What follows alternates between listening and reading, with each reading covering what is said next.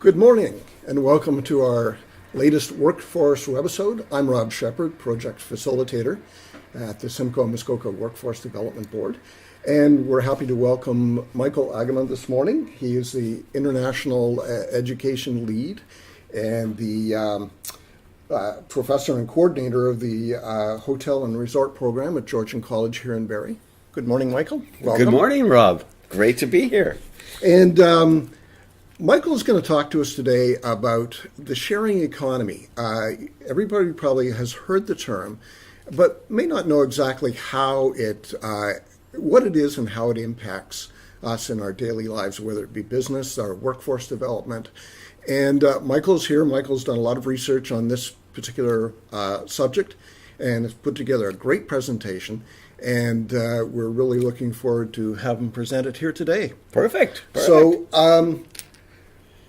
in this first part, Michael, let's talk about what is the sharing economy. So in the root of it, if we look at our first slide, at the core, it's the use of idle assets. And idle assets, whether it's of personal use or in corporate use, and it's because of the use of tech platforms that we produce economic, social, and environmental benefits to both an individual, a community, a province, a country, and perhaps even the world. Okay. So it's just looking at these assets slightly differently. Okay. Excellent. Do you want to move on to the next? Sure. If we want to break it down, because and part of this will be looking at the sharing economy, a little bit of its history, where did it come from, where are we now? We're going to look at the positive benefits. We always think there's perhaps some negative benefits to what the sharing economy is to individuals, to corporations, to communities. But I think in the essence of this webisode is to help our audience to look at how they do business. Okay. Both from a personal and a professional side. Excellent. What I want to mention as well is we are actually going to do this in two parts. So part one, we're going to present what is the sharing economy. Yes, absolutely. And delve into that a bit. And the second part, we're going to talk about the impact of that on again, the workforce, on business. So we hope you'll look forward to that part as well when we move forward. So if we move on to our next slide. So if we look at just the model of what is a sharing economy, and if we keep in the back of our mind the assets. So I own something, and I may not use it all the time, and you, Rob, need what I have. Okay. So there's various ways in which we can do this. You can either buy it from a garage sale, or borrow it, or rent it, or something of that nature. So we have on the left side of the screen sort of the owner, and then if you look at how we get it to someone, it's either through word of mouth. I mean, how do I know if you're my neighbor and I want to borrow something? I walk over to your house, I knock on your door, and say, do you happen to have a power drill? Because I'm doing a project. And you say, sure. And you hope that you return it. And let's not forget, we've been sharing since we were able to walk upright as humans. We've been, before money was invented, we used to share all the time, and we put value on it. But the sharing economy certainly has come to the forefront since the 90s and the millennials because of tech platforms. Okay. So now we have an opportunity to use idle assets in a variety of different ways. And I think if you look at businesses today, and you look around an office, there's probably things that you could probably use or wish you had, but don't necessarily have the capital to purchase it, or some other resources to get it. So how do we do this? Okay. So the platform, and then if you look at some of the most popular ones in platforms, the tech platform has allowed us to now pay for these shared resources through different means. Okay. Right. And we'll share as we go on some of the more popular ones as it comes to the platform. I think it's also important to realize that in the sharing economy, some people have penned this the fourth industrial revolution. Okay. This is if you're not part of it, I definitely guarantee you that everyone has had some impact because of it. And I think even before we finish our first or second is to allow people to think of ways as they look around to join in if they're not aware of it already. When I started researching this, I'd heard of all these terms. So if we look at, what is the sharing economy from sort of an umbrella term, we look at things like the gig economy. And the gig economy is just doing one job, you get paid for it or some form of compensation, and then you move on. Some people say working for a rideshare company is a gig. Right? Hiring somebody to put together IKEA furniture because I can't do it is a gig. It's one gig, one shot, we're done. Right? Okay. We have a relationship, the transaction is completed, we move on. Some have peer-to-peer, which is very well known. We have the collaborative economy, so how do we work together? And somehow in collaborative economy, we start thinking about social innovation. How do we use social innovation to help communities grow? On demand, digital, certainly without digital, without the tech platform, it hasn't happened.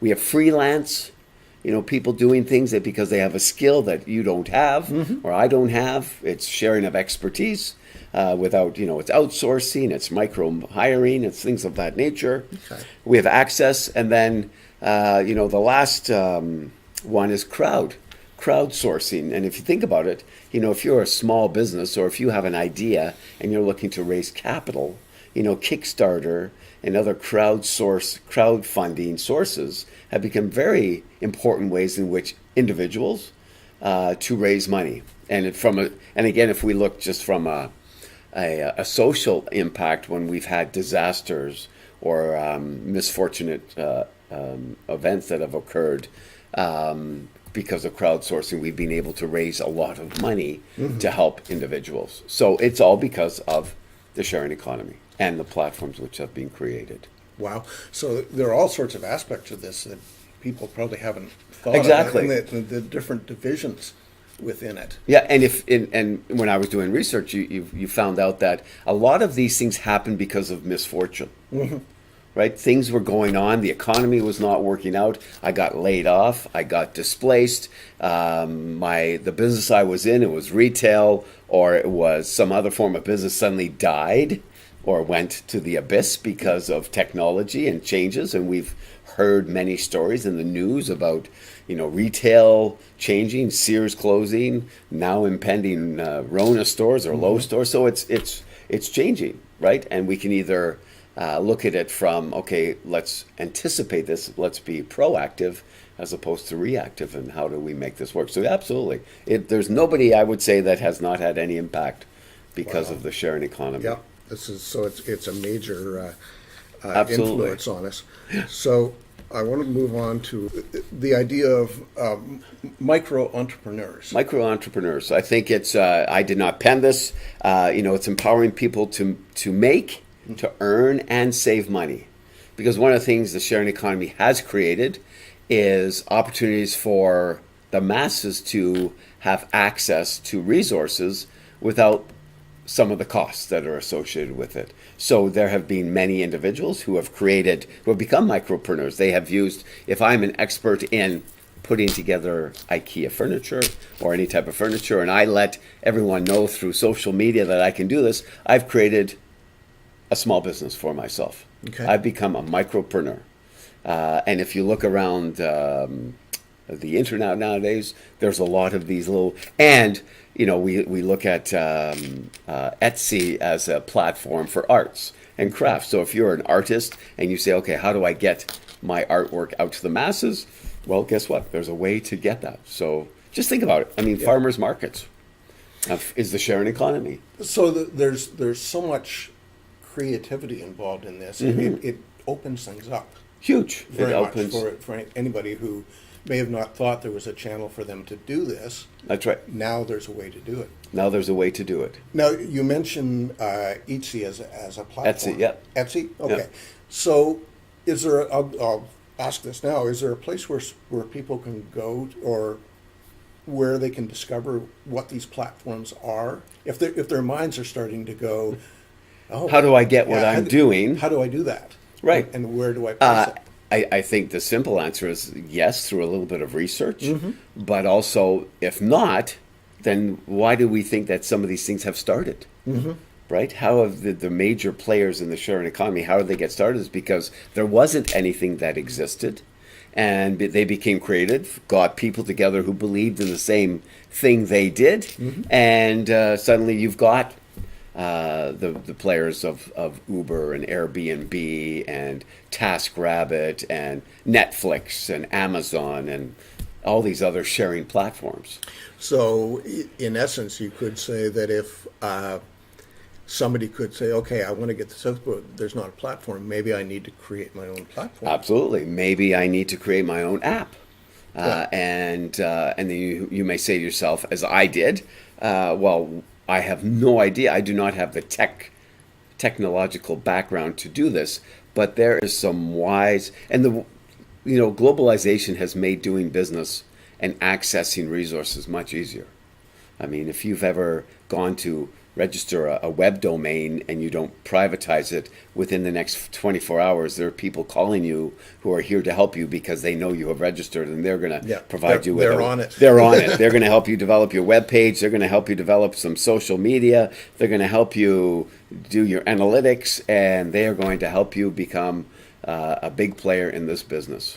Wow. And all of these ones started with either one or two people. Yeah. There wasn't mass organizations. It was kind of the lone person who said, let's work together, and they got like-minded thinkers. So it became, and it's not, if you think that we've hit the peak, we probably haven't yet. Wow. Right? It's I was going to say endless, but it's not endless. It's the potential is. It's a potential. So if we look at our next slide, and I think it's just an image that some of you may be used to. It's a garage, and you say, okay, yes, I live in the northeast end of Barrie, and in the wintertime, I'm always amazed at how many people do not park in their garages. But when you open up the garage has become a shelter for idle assets. So if we make this easy to understand, let's look at a garage and say, okay, what's in there? What am I using? And have you ever stopped to think how often I use these assets? I'll give you a perfect example of, personally speaking. I own a car, and I drive to work. I drive to work, which is 7 minutes away. Okay? So if I look at the true cost of operating my car, it's $900 a month. The cost of my lease, my insurance, my gas, my maintenance, and so on and so forth. I use my car less than 1 hour a day, or $30 an hour is what it costs me to use my car. And then it sits for the other 23 hours. So, when we talk about ride sharing, how can I use this asset to reduce my costs? And then, if you look at it, and I'll just to expand upon it, when I leave, my driveway is now empty. Somebody probably needs a place to park. So I can rent my driveway to somebody who needs to park from 7:30 in the morning till 5:30 in the afternoon. And I can make money off it because it's an asset that sits idle. Yeah. So I take apart a garage, and if we go to the next slide, I looked in my garage. Okay. And I said, and again, I use it just from the simple sense. We can get into the larger portion, but you look at, I'd like to say, I tore apart my garage. And if you think about it, every summer, how many people in your neighborhood are having garage sales, right? And then they may say, well, nobody's coming to my garage sale because I have no way of getting my garage sale out. I can put an ad in the paper. I can tell my friends. People just drive around. But I pulled out my stuff in the garage, and if you look, I have camping equipment. Between you and I, Rob, I haven't gone camping for 2 years. I probably have $1,000 worth of camping gear that is available to use. So I think, okay, maybe somebody else wants to use it. And we'll get to the positives and negatives. I've got kayaks. I've got beach goods. I've got music equipment in my house. I've got, anyways, the list goes on. And my lawnmower, I'll just keep it simple. I have it probably takes me 15 minutes to cut my grass. And actually, before I came here, I said, how many times did I actually cut my grass this summer? And it was 8. So that's 2 hours. I used my lawnmower 2 hours this year. That's it. Yeah. And the life of my lawnmower is probably going to be 10 years. So that's 20 hours of using my lawnmower. Everyone on my street has a lawnmower. Mm-hmm. Why is it that we don't share? Okay. Right? Yeah. I don't have a slide, but I love the story behind. Do you have a power drill? Yes, I do. Do you know the life use of a power drill is 13 minutes. Some people, because you really don't want the power drill, you just want the hole it makes. Mm-hmm. Right? That's what we want. So I think I've heard of some libraries who've gone into sharing tools. How do we get people to a library? Mm-hmm. The library is the perfect example of a sharing economy. Okay. We're here to share books. Yep. We're here to share videos and other types of resources. Let's expand upon it. Yeah. So if you look around in a corporation, in an office, and you say, you know what, I wish we had, as opposed to saying wish, I think it's available. It's just how do we get access to it? Okay, and some of this delves into a little to the impact that we're going to talk about in our next episode. But it's really it really gets your mind going about what you can use and where and how exactly, and kind of remodeling the way we live, the way we work. Right. And when we in our second webisode, when we talk about the future and how some communities, some cities outside of Canada have really embraced the sharing economy to benefit, again, going back to social change, entrepreneurial change, environmental change, I think the positives outweigh some of the negatives that may come about. Mm-hmm. Because if you look at the next slide, we talk about generations and now workplaces have 5 generations, and now in 2011, a consulting showed that 66% of consumers and 77% of millennials, and a millennial is anyone born between 84 and 99, preferred a pared down lifestyle with fewer possessions. And so they may have looked at us, my children may have looked at me and said, I don't want that same chase. We have assets then and cottages, and we have boats. And if you think about the true use, how often it's probably going to drive people crazy that they have all this value and they don't use it anymore. So, and I don't even know the Gen Z, the next, born 2000 or the centennials, whatever we're calling them, what is their consumer ideologies? We don't know that yet. Yeah, it may be completely different again. So I think that's an important factor. Are we going to have a lot of these things? And if you're in a business of selling goods and services, you have to rethink some of these assets, because Canada is still a small economy when it comes to the sharing economy, but there is literally a tech platform for anything. Anything you want to share is there. So if we look at, and I shared some names that I think, if you look at these, the Jeff Bezos of the world, the Robin Cheskys, the Joe Gebbias, I can't read the names, but each of these 8 individuals have a net worth of $250 billion. And just in the sharing platform, if you're familiar with FANG is FAANG. It's the stock market. Okay. So FANG stands for Facebook, Amazon, Apple, Netflix, and Google. Okay. Right. If you think about what business they are in, they are all in the sharing economy. Okay. Right. All right. And in some capacity, probably don't think of it that way. They don't think of it. Facebook is in the sharing of social. Google is sharing of information. Netflix the sharing of movies. Who would have in the cable network? Did they anticipate the revolution of digital watching of TVs? The market capitalization of these companies is $3 trillion. Wow. $3 trillion. So those are big companies, but again, they dominate the marketplace. So these individuals came to these because of a challenge, or a way to do business differently, or a need.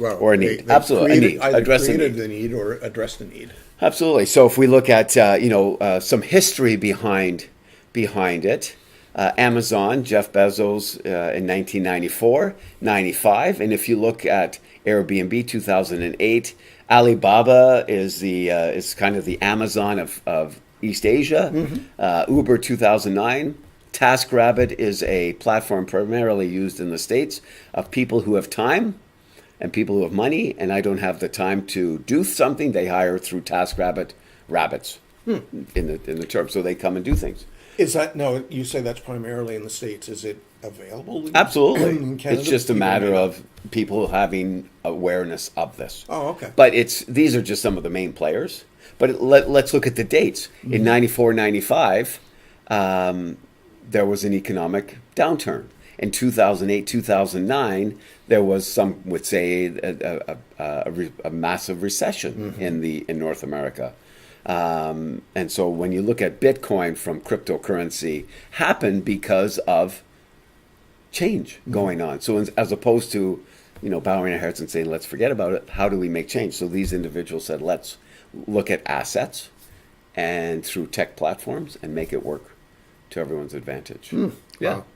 Yeah. Yes. And then again, we keep forgetting, when I realized that, e-commerce in 1991 started the ability to move business through tech platforms. It's only 1991. It seems like, 27 years ago. That's Yeah. it. Yeah, it's not really that long. Yeah, and long ago. So I think, and these are just some of the players that everyone knows, but if you look at all started by individuals who have now, and the thing is, they don't own the asset. Airbnb does not own hotels and is yet the largest hotel company with space. 4 million rooms. Yeah. Uber does not own a taxi, but is the platform for moving people. And if you think about us in Simcoe, Muskoka, transportation is a challenge. Yeah. In Innisfil, they use Uber as a form of public transportation, and it saved them millions of dollars. Yeah. So it's again looking at different ways of doing business. Everyone thinks of Uber, Lyft, but there are so many different ride-sharing platforms, and they're changing every day. Turo used to be called Relay Rides, and you can rent your neighbor's car, and insurance is covered, right? So my neighbor has a Mercedes, and he doesn't use it, and he wants to use the asset to make some money. I can rent it through this platform. And the exchange of cost and the payment of it is taken care of, so I don't have to go chasing money. And I think that's one of the big things. So yeah, if you look at any of these things, doing home renovations and eBay and like we said, Etsy and Craigslist. And let's not forget, just a few years ago, all of us were keeping hush hush that we downloaded from Napster. Right, that we had these platforms that came about, but it was illegal at the time. And then when we look at, I come from the world of tourism, so when I do a lot of talks on tourism, we look at, it has, in some cases, the largest impact on tourism in accommodation and ride sharing. But the growth of this is individuals, when they travel now, want unique experiences. They don't, if you check into a major hotel brand in one city with some modification, it really looks like the same. If you go into a major fast food or quick service restaurant, they look the same. They're very modular. But people say, I don't want that. If I go to Italy or Rome, I don't want that. Okay. Right. So definitely, and you can look at it in retail, you can look at it in healthcare. The sharing economy has had a footprint everywhere. And I think the next couple of slides is why the sharing economy has gone from just an idea to something of mainstream. And so when I say, when you trust someone, think about this. When you trust someone, something amazing can happen. Because why is it we don't share? Because we're not trusting the other person to either return it, take care of it. Yep. And I do a little exercise in trust when I do talks. And it's amazing how you could see the audience going, there's a gasp of because you are now putting them in an uncomfortable situation of trust. And at the end, they go, okay. And the amazing thing is research shows that once you trust someone, it's amazing. And so the platform has done it, because when we look at the next slide, reputation is the measurement of how much a community trusts you or an individual trusts you. And so I call it reputation capital. If you went to buy a car, you look at what's your financial risk? And here with reputation, can you imagine a future where from public school, high school, you actually have a reputation, right? Whether it's in your grades or in your community service or in your in your work experience, but you have reputation. And so you have a phenomenal reputation capital. You don't even need to have a resume. You will be hired because of what others have said about you, Okay. right? Yeah. Because now it's the reverse of rating, right? I rate you as a user, and you rate me as a provider. Okay. Okay. Yeah. So you start to see how that Absolutely. how that builds. So this is when we talk about non-users worry about convenience and trust. That's Absolutely. That's what you're talking about. I think there. as a society, we want instant gratification. I don't want to wait. So I buy these things because I do not want to wait for a car. I don't want to wait for a power drill. I do not want to wait for a room. So I think, the convenience of ownership, reliability, and they don't like to share because they haven't tried it. Yeah. So I think that's one of the things that people. And then why do people, those who do use it, it provides variety. Right? Why not? Access to better, higher quality products and services than we could normally have, depending on our socioeconomic background. And it's, again, as I said before, it's to have a unique experience. So if you're coming to Simcoe Muskoka from a tourism perspective, wouldn't it be nice to have Rob show you around because of his expertise in something versus looking for something unique? So I think those are the things for individuals to think about. Challenges regarding rules and regulations. Do you want to talk briefly about that? I think, well, definitely there's, when it comes to some of the challenges, rules and regulations, and because these things have come so fast, municipalities and some forms of government have had to react to how do we make it. So if we look at some of it, there's explosive growth.